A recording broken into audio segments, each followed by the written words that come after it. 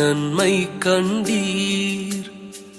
என்னை அழைத்து உயர்த்தி வைத்தீர்.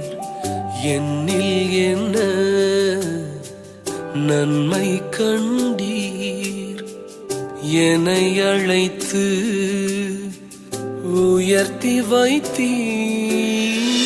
அழியும் என் கைகளை கொண்டு அழியாவும் ராஜ்யம் கட்டு. பைத்தியமான என்னை தெரிந்தெடுத்தீர். அழியும் என் உதடுகள் கொண்டு அழியாவும் வார்த்தையை சொல்ல. எத்தனாய் வாழ்ந்த என்னை பிரித்தெடுத்தீர்.